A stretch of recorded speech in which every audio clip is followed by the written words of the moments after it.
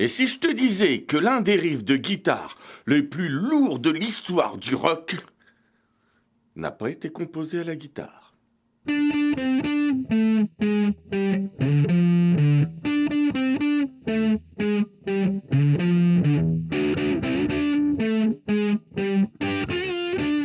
Salut mes petits riffologues!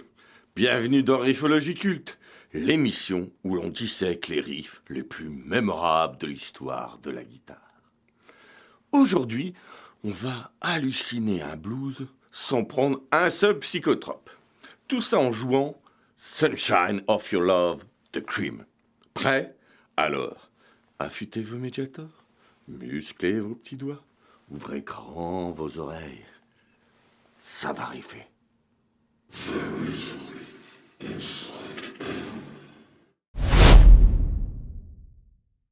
Au début des années 60, le blues n'est pas une musique populaire. Aux États-Unis, il reste confiné au marché des Race Records, enfermé dans des barrières raciales et sociales. En Europe, il circule à peine. Quelques disques importés, rares, chers, réservés à des cercles d'initiés, de musicologues et de musiciens avides de racines.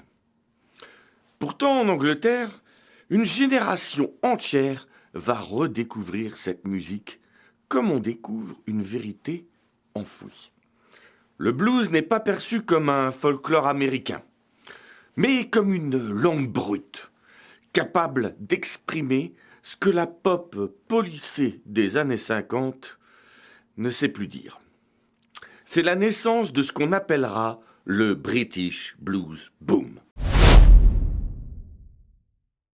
Dans les clubs londoniens, le Marquis, le Flamingo, un homme joue un rôle fondamental de passeur, Alexis Comer.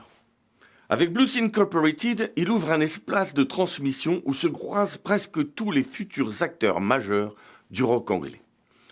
Très vite, le blues devient une école. Avec les Blues Breakers, John Mayall impose une rigueur quasi académique. Respect du Chicago blues, discipline, exigence musicale. D'autres prennent plus de liberté. Les Yardbirds expérimentent. Les Rolling Stones injectent sexualité, provocation et danger. À ce stade, jouer du blues ne promet ni argent ni célébrité. Mais il offre une structure simple, idéale pour apprendre et surtout un imaginaire chargé de transgression qui parle à une jeunesse lassée des conventions sociales d'après-guerre. Au milieu des années 60, le blues n'est déjà plus pour Eric Clapton un simple héritage musical. C'est une quête intime, presque existentielle. Enfant marqué par l'abandon, adolescent solitaire, Clapton s'identifie profondément au bluesman qu'il écoute, religieusement. Robert Johnson, Freddie King, Buddy Guy ne sont pas seulement des influences. Ce sont des frères imaginaires, des figures de douleur et de vérité auxquelles il s'accroche pour donner un sens à sa propre histoire. Quand il rejoint les Yardbirds, Clapton ne cherche ni le succès ni la lumière. Il se voit comme un missionnaire du blues, un puriste, presque dogmatique. Mais l'Angleterre change vite. Les Beatles ont ouvert une brèche. La pop envahit les charts et le blues devient soudain rentable. Quand For Your Love propulse les Yardbirds vers le succès, Clapton vit cela comme une trahison. Son départ n'est pas une crise d'ego, c'est un refus idéologique. Pour lui, le blues ne se dilue pas dans la pop. Il se vit, il se transpire, il se joue fort et sans compromis. La rencontre avec John Mayall en 1965 marque un tournant décisif et parfaitement identifiable dans la trajectoire d'Eric Clapton. Clapton rejoint les Blues Breakers après avoir quitté les Yardbirds. Justement parce que Mayall lui offre ce que personne d'autre ne propose alors. Un cadre entièrement dédié au blues. Sans compromis pop, sans format radio, sans pression commerciale. Chez Mayall, le blues n'est pas un ingrédient, c'est la matière première. Mais la véritable révélation n'est pas idéologique, elle est sonore. Durant l'enregistrement de l'album Blues Breaker with Eric Clapton, En 1966, Clapton adopte une configuration encore inhabituelle à Londres. Une Gibson Les Paul standard branchée dans un ampli Marshall JTM 45 poussé à volume extrême bien au-delà des usages raisonnables de l'époque. Ce n'est ni une pédale ni un effet, c'est la saturation naturelle des lampes, provoquée par le volume. Un son épais, comprimé, chantant, avec un sustain inédit pour un bluesman britannique. Pour la première fois, le blues cesse d'être clair, claquant, articulé à la manière de Chicago. Il devient dense, physique, presque agressif. C'est cette alchimie, Les Paul plus Marshall à plein régime, qui fait basculer l'époque. Sans le formuler encore, Clapton vient d'inventer ce que l'on appellera plus tard le heavy blues anglais. La réaction est immédiate. À Londres, les musiciens affluent au concert des Bluesbreakers. Peter Green, Jeff Beck, Jimmy Page, tous viennent écouter ce son. Et dans la rue apparaît un graffiti devenu légendaire. Clapton is God. Allez, on se bouge le vieux là. Pardon, jeune homme, je suis John Tu sais pas lire ou quoi? C'est à ce moment précis qu'intervient Ginger Baker. Baker n'est pas un batteur de blues traditionnel. Il vient du jazz, d'Art Blakey, de Mark Roach, d'Elvin Jones. Son jeu est agressif, explosif, instable, souvent en avance ou en tension permanente avec le tempo. Il ne soutient pas la musique, il la provoque. Quand Clapton voit Baker jouer, notamment dans les contextes issus d'Alexis Comer puis de la Graham Bond Organization, il comprend une chose essentielle. Le blues peut être rythmiquement violent, pas seulement expressif. Baker ne propose pas un groupe, il propose une idée radicale, un trio, sans filet, sans instrument d'accompagnement, où chacun doit occuper tout l'espace sonore. Pas de piano, pas de cuivre, pas de garde-fou. Pour Clapton, c'est une révélation complémentaire à celle du son Marshall. Le volume qu'il a découvert chez Mayall a besoin d'un batteur capable de le supporter et même de le pousser plus loin. Ginger Baker est ce batteur. C'est là que tout se cristallise. Clapton comprend que le son qu'il a forgé chez Mayall ne peut pas vivre dans un groupe école. Il faut un environnement plus dangereux, plus instable, plus libre. Un laboratoire, pas une académie. Clapton ne veut pas être une star. Il ne cherche pas à diriger un groupe. Il veut plus d'espace, plus de volume, plus de liberté. Il veut pouvoir étirer le blues, le mettre en danger, le laisser déborder. Quand Ginger Baker annonce prématurément la formation d'un nouveau trio à la presse, John Mayall apprend le départ de Clapton par les journaux. La blessure est profonde, personnelle. Clapton, incapable d'affronter directement son mentor, choisit le silence et la fuite. Ce n'est pas un rejet de Mayall, c'est l'appel du vide. Le son est là, le volume est là, la violence rythmique aussi. Il ne reste plus qu'à rassembler les pièces. Ce trio s'appellera Cream. Lorsque Cream apparaît à l'automne 1966, il ne s'agit pas d'un groupe de blues rock de plus sur la scène londonienne. Pour la première fois dans l'histoire du rock, 3 musiciens déjà reconnus individuellement décident de s'unir dans un même projet. Cream devient ainsi ce que l'on appellera plus tard le premier supergroupe. Eric Clapton est déjà la figure centrale du blues britannique. Jack Bruce est un musicien érudit, formé au jazz et à la musique classique. Bassiste mélodique et chanteur singulier. Ginger Baker est un batteur explosif, nourri de jazz moderne, connu pour son jeu agressif autant que pour son caractère ingérable. Sur le papier, tout annonce un choc d'ego. Mais musicalement, Cream naît avant tout en réaction. La formule guitare-basse-batterie n'est pas nouvelle. Elle existe depuis les années 50. Mais jusqu'ici, le trio est souvent une contrainte, un format réduit. Chez Cream, c'est l'inverse. Le trio devient un choix radical. Clapton a une idée très précise en tête. Il s'inspire directement de Buddy Guy, qu'il admire profondément.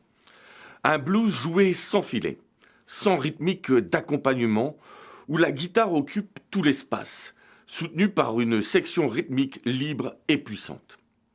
Avec Cream, Clapton veut transposer cette énergie sur une scène rock britannique. À très haut volume, le principe est clair, aucun instrument d'accompagnement, aucun remplissage inutile. Chaque musicien est exposé en permanence. Le volume devient un langage. La guitare ne flotte plus au-dessus d'un groupe. Elle lutte, dialogue, s'impose. La basse ne se contente plus de soutenir. Elle répond. La batterie ne marque plus seulement le temps. Elle sculpte l'espace. À partir de là, on ne parle plus simplement de trio. On parle de power trio. Ce qui distingue Cream, ce n'est pas la virtuosité prise isolément. C'est la superposition de 3 voix fortes sans hiérarchie claire. Clapton impose un jeu massif, direct, porté par son nouveau son Marshall.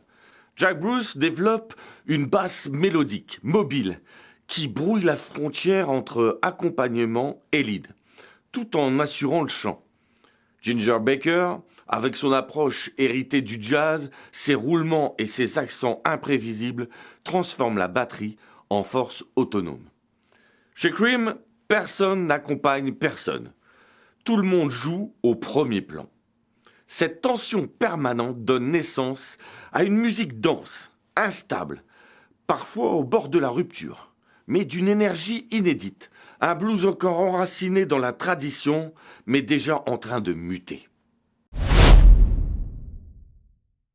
Le répertoire du groupe reflète parfaitement cette bascule. D'un côté des classiques du blues revisités avec une puissance nouvelle, comme Crossroads ou Born Under a Bad Sign, de l'autre des compositions plus audacieuses, où le psychédélisme s'invite pleinement, comme Strange Brew ou Tales of a Brave Ulysses. Cream ne renie jamais le blues, il le pousse simplement au-delà de ses limites. Cream ne restera ensemble que 2 ans, de 1966 à 1968. Les tensions d'ego inévitables dans un supergroupe finiront par l'emporter. Clapton racontera plus tard qu'il lui est arrivé de s'arrêter de jouer en concert, sans que les 2 autres ne s'en aperçoivent. Tant chacun était absorbé dans sa propre bulle sonore. Mais à ses débuts, Cream frappe comme un bloc. Les premiers singles, les passages télévisés, les concerts suffisent à imposer une évidence. Le blues vient de changer d'échelle. Cream n'est pas né pour prolonger le British Blues Boom. Il est né pour le transformer. En 1 an à peine, Cream est passé du statut de pari dangereux à celui de force centrale du rock anglais. Et justement, que faire après Fresh Cream ? Continuer le blues pur ou accepter que le monde a déjà changé ? Parce qu'en 1967, Londres n'est plus une ville. C'est un accélérateur. Couleurs, idées, images et musique qui se déforment. Le blues ne disparaît pas, il mute. Cream est exactement au point de rupture.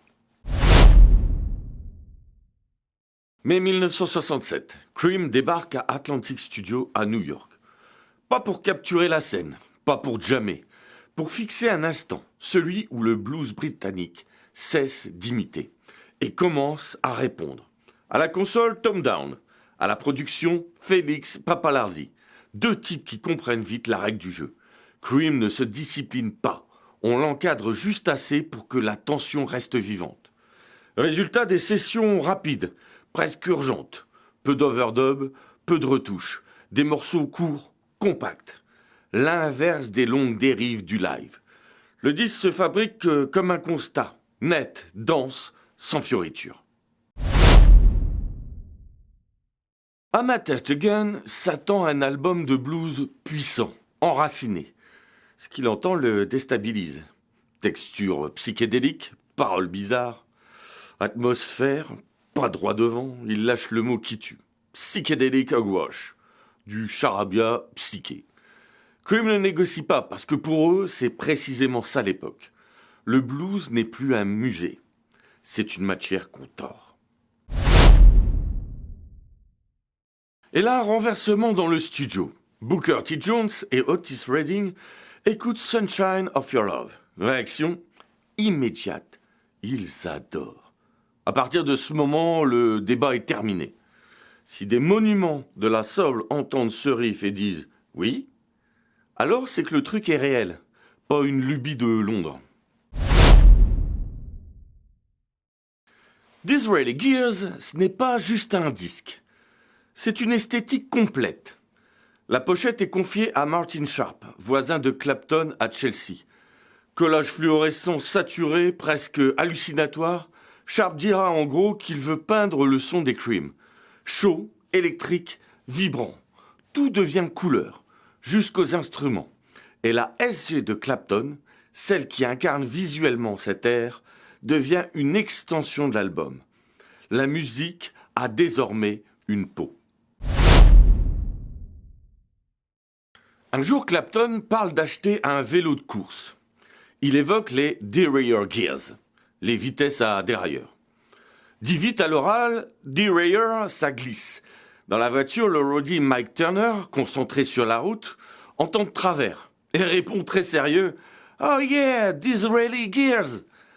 Silence, puis explosion de rire. Parce que pour un Anglais, Disraeli n'est pas un mot au hasard. C'est Benjamin Disraeli, un premier ministre victorien du XIXe siècle. Figure respectable, historique, scolaire. Donc le choc est immédiat. Un terme de vélo devient par accident une référence politique ultra coincée. Et c'est précisément ça qui les séduit. Ça sonne élégant, tout en étant totalement absurde. Un mot qui ressemble à quelque chose de sérieux, mais qui en réalité ne veut rien dire. Exactement comme cet album, du blues, mais traversé par un miroir. Cream n'est plus seulement un groupe, c'est un symbole de bascule. Et au milieu de ce laboratoire sonore, un riff émerge, lent, lourd, inévitable. Un riff né à l'aube, Sunshine of Your Love. Et c'est là que notre histoire se resserre. Pour comprendre le son de Sunshine of Your Love, il faut partir d'un fait très concret. En 1967, Eric Clapton n'a plus sa Gibson Les Paul. Elle a été volée. À l'époque, la Les Paul n'est pas encore une guitare mythique. C'est un instrument lourd, parfois jugé inconfortable, que Gibson a même retiré de son catalogue quelques années plus tôt. Clapton doit donc la remplacer rapidement. Son choix se porte sur une Gibson SG. La SG est très différente de la Les Paul. Plus légère, plus fine, plus nerveuse, son corps mince vibre davantage. Son moche est rapide et ses humbuckers envoient un signal puissant, direct, sans filtrage inutile. Branchée fort, la SG ne pardonne rien. Elle transmet tout à l'ampli. Attaque, vibrato, nuances.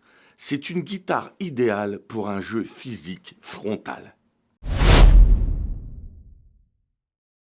Au début des années 60, l'Angleterre ne fabrique pas encore de son rock. Les amplis américains dominent tout. Fender, Gibson, on paye. Problème, ils sont chers, rares et peu puissants. Et surtout trop propres pour les clubs londoniens qui deviennent de plus en plus bruyants. C'est là qu'intervient Jim Marshall. Ancien batteur de jazz, propriétaire d'un petit magasin de musique à Hanwell à l'ouest de Londres, les guitaristes viennent s'y plaindre d'une seule chose. On ne nous entend pas.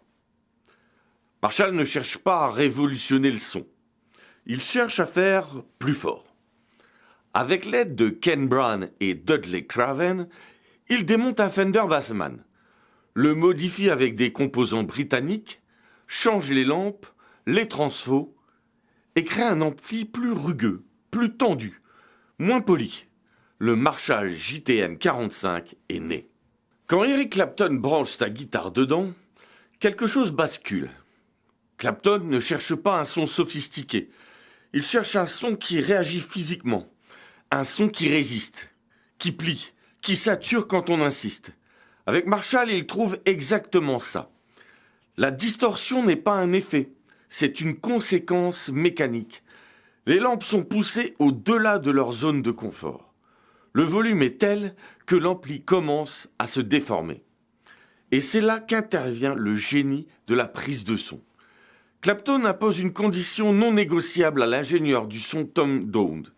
Interdiction de coller le micro contre la grille de l'ampli. Il veut que le micro soit placé à distance, à l'autre bout du studio. Pourquoi ?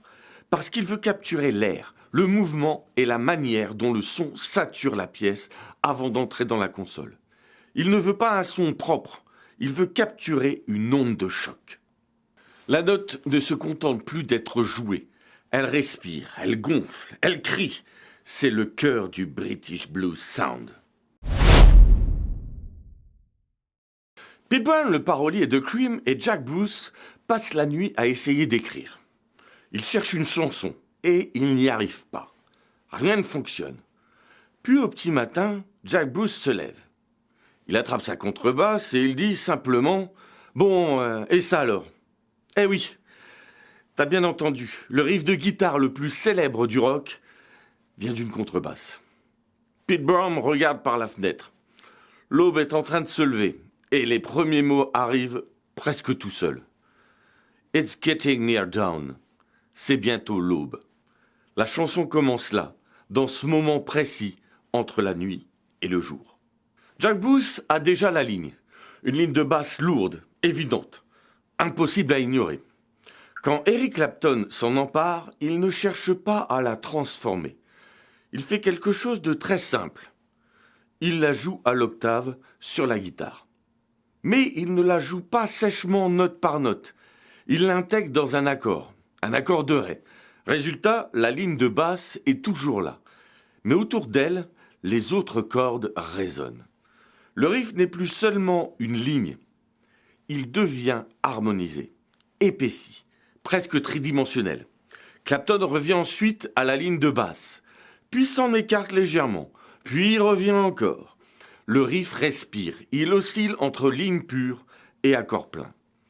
Ce n'est pas un thème sophistiqué, ce n'est pas une démonstration, c'est un va-et-vient permanent entre le grave et l'harmonie, entre la basse et la guitare. Et c'est précisément là que le riff prend sa force. Il est assez simple pour s'imposer, assez riche pour durer, sans surcharge, sans effet, juste une idée solide, tenue fermement. Parfois les choses les plus puissantes ne sont pas inventées, elles sont simplement placées au bon endroit. Et c'est exactement ce que Clapton fait ici.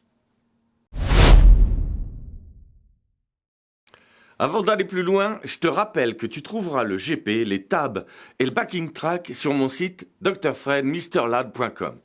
Tu trouveras le lien en description. Maintenant qu'on sait d'où vient ce riff et pourquoi il sonne comme il sonne, il est temps de passer à l'essentiel, ce qui se passe vraiment sous les doigts. Et la surprise, c'est d'une simplicité désarmante. On est clairement sur une structure de blues, mais à la sauce cream. La tonalité, c'est ré. Comme dans un blues, le morceau va jouer avec les degrés. Le degré 1 en ré, le degré 4 en sol et le degré 5 qui apparaît dans le refrain. Ce degré 5, c'est le la. Et dans le refrain, on enchaîne. La, puis do, puis sol. Le la crée la tension, le do et le sol la détournent avant de retomber naturellement vers ré.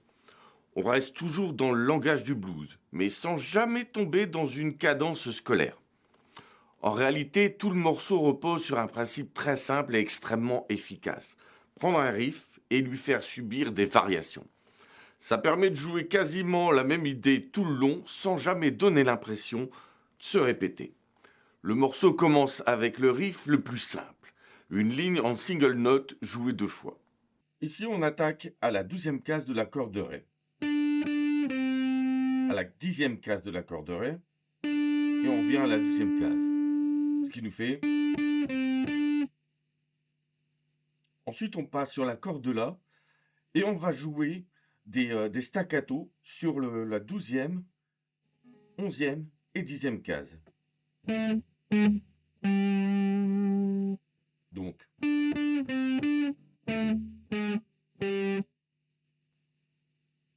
et maintenant, la fin du riff, où on va glisser en fait jusqu'à la 10e case de l'accord de mi, la 8e case, et on revient à la 10e. Donc le riff en entier.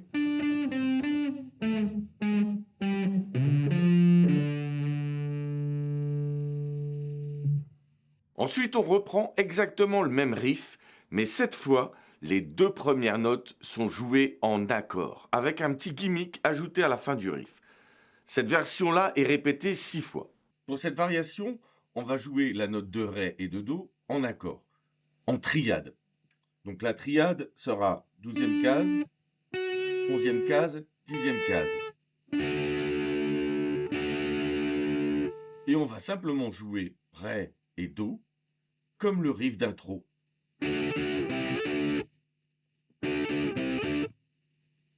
Le staccato.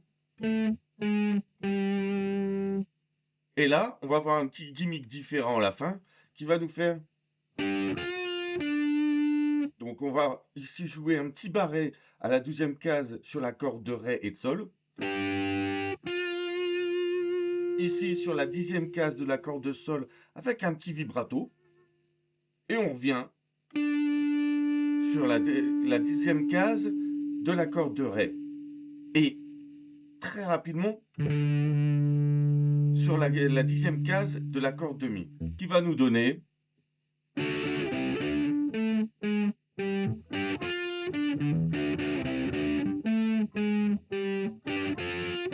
Big Cream applique une règle de blues imparable. On déplace l'idée, le riff descend d'une quarte du Ré vers le Sol, le degré 4. Cette variation est jouée 2 fois. Pour cette variation, on passe sur le degré 4. Donc, on va décaler nos accords ici à la 5e case. 5, 4, 3. Toujours à partir de la corde de Ré. Donc,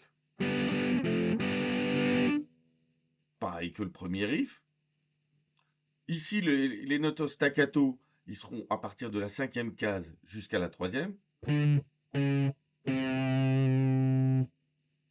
Pour l'instant, tout est pareil. Et on va faire le premier gimmick de fin de la première variation, mais qui sera décalé d'une carte en dessous. Donc, ici, on va se retrouver à la 10e case de la corde de La, 8e case de la corde de Ré, et ce qui va nous faire... Donc le riff en entier va nous faire...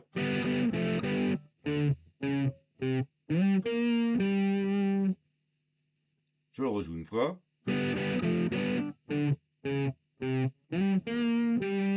Et enfin, on revient à la maison. Le riff repasse en Ré joué 2 fois, avec à nouveau les 2 premières notes en accord, mais avec une variation différente à chaque fin de phrase. Et maintenant, pour la dernière variation, qui est jouée 2 fois, on va reprendre nos accords, ici en Ré.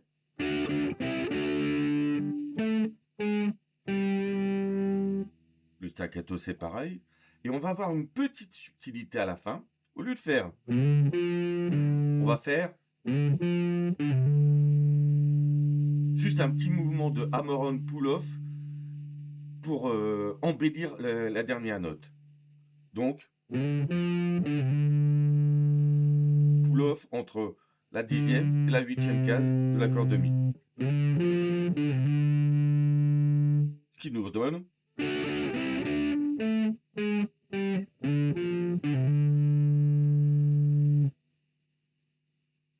Donc ça, c'est la première variation de fond.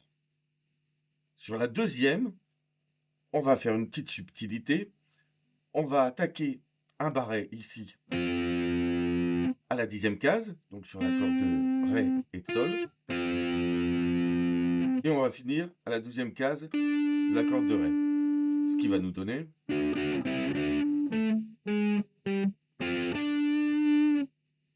Même idée, même riff, mais jamais exactement la même phrase. C'est ça le cœur de Sunshine of Your Love. Pas la complexité, pas la vitesse, mais l'art de faire vivre une idée simple. Et maintenant qu'on a compris cette mécanique, on va laisser Mr. Loud prendre le relais pour une interprétation psychédélique.